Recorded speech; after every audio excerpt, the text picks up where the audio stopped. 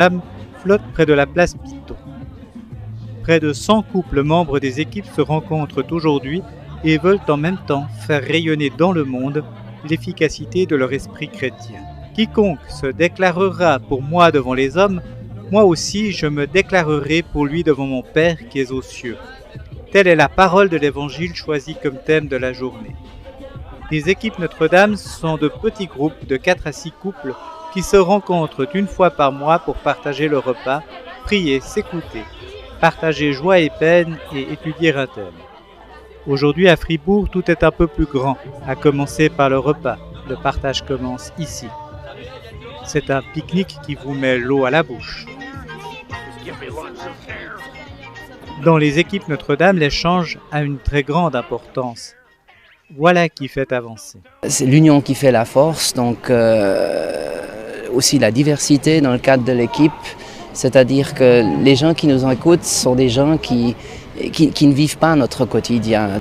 La diversité des opinions apportées par les différents couples est enrichissante. La femme de Martin relève un autre aspect. Ce que j'aimerais compléter, c'est en relation à la prière.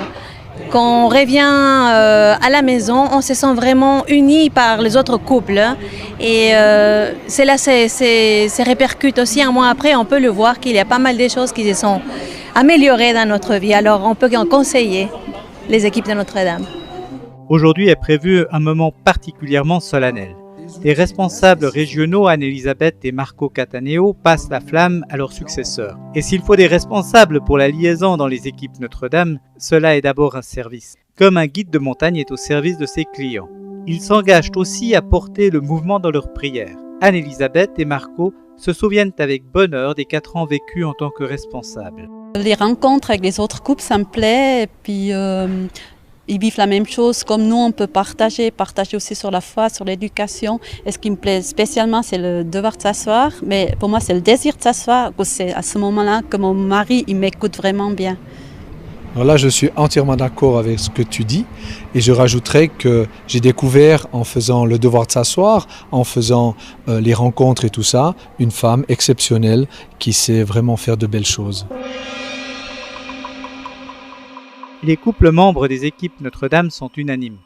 Ce que l'on nomme soit devoir ou désir de s'asseoir est très précieux.